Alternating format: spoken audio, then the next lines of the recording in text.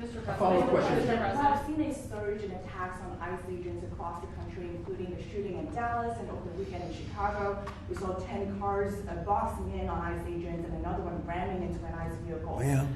We have heard Secretary Noem saying that some of these attackers are actually organized and they're planning to kill and ambush these officers. Right. What are the consequences for these? Very severe. We're going to have very severe. We're going to find out who's going after our federal agents.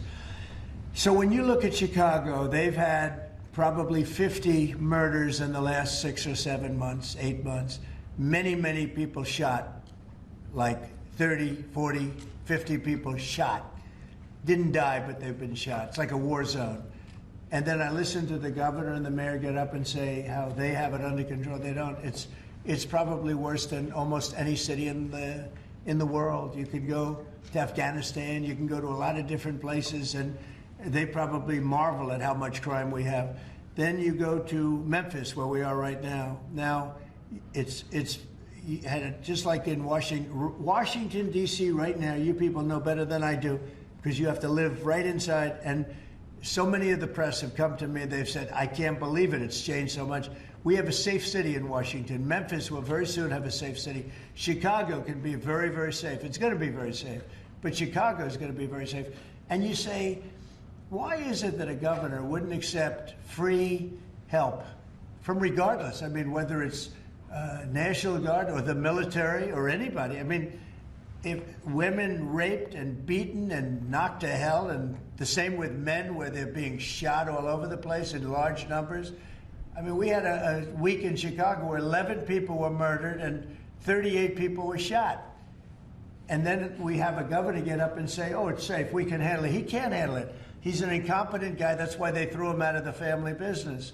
They threw him out. I knew the family business very well, and they threw him out, and now he's a governor. And he should say, we'd love to have a safer place. Chicago's a great city potentially. You know, I told you, the head of the Union Pacific Railroad said, sir, save Chicago. It's a great city. It's going to be lost if you don't do it. We have no choice but to do this. And when judges give us rulings that, you know, you don't have to do it, Portland is on fire. Portland's been on fire for years, and not so much saving it. We have to save something else, because I think that's all insurrection. I really think that's really criminal insurrection. So I appreciate the question. These are unsafe places. We're going to make them safe. So you see what's going on in Memphis. Not pretty, but you know what? We're doing a pretty job, because it's going to be a very safe place in a little while. And the people of Memphis are so happy that we're there. And the people of Chicago. So you have black women with MAGA hats on in Chicago, all over the place. They want the guard to come in, or they don't care who comes in. They just want to be safe. And they really don't care. You know, there was one woman, she was great today. She said, you know what? I don't care if it's the National Guard, the Army, the Marines, the Air Force. I don't care who comes in, as long as we're safe. And that's the way most of the public feels.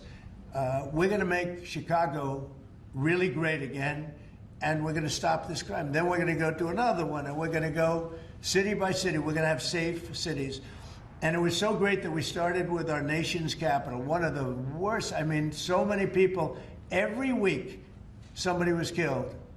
They'd come from Iowa, they'd come from Indiana, they want to see the Jefferson Memorial, the Lincoln Memorial. They want to see something, and they'd get shot. And you'd call their parents, I'm sorry, but your son is dead. And they go, what do you mean he's dead? Came to Washington, D.C. Not anymore. That's not happening anymore. We have a safe place. We have a safe capital. It's as safe as we have probably almost just about in the country. And if you look back 6 months ago, 7 months ago, this was a death trap. You look back during the Biden, I mean, what they did, how badly they managed things. And almost all of these cities, most of these cities are Democrat run. And we don't care, Democrat, Republican, we're going to make them safe. So we have to save Chicago. It's very important. And you can't have a governor getting up and saying it's good when 11 people were shot over a weekend. What? The Insurrection Act, under what conditions or terms would you? Well, I'd do it if it was necessary. So far it hasn't been necessary, but we have an Insurrection Act for a reason. If I had to enact it, I'd do that. If people were being killed and courts were holding us up, or governors or mayors were holding us up, sure, I'd do that. I mean, I want to make sure that people aren't killed. We have to make sure that our cities are safe. And it's turning out, and we started with D.C. It's been so successful. Think of it. People wouldn't go to restaurants. The restaurants were closing. We were losing a lot of restaurants, as you all know. And now restaurants are opening and they're thriving. And I went 2 weeks ago and it was great. I'm going to go again. I felt very safe, very safe. Forgetting about guards and Secret Service, and I would have gone, it would have been very safe. D.C. is a great, and look at the cleanliness of D.C. Look at how it's clean. You don't have tents all over the place. We had parks where you couldn't even walk through the park. You had people from tents, and there were violent people. Some of these people were violent people. We have a great, safe capital again, and if you look at it in 6 months from now, it'll be the most beautiful anywhere in the world. It's being cleaned. The graffiti's all gone now. The tents are all gone. We have a capital that you can be proud of, but it'll only get better with time. Mr. President, Tomorrow is October 7th, the 2-year anniversary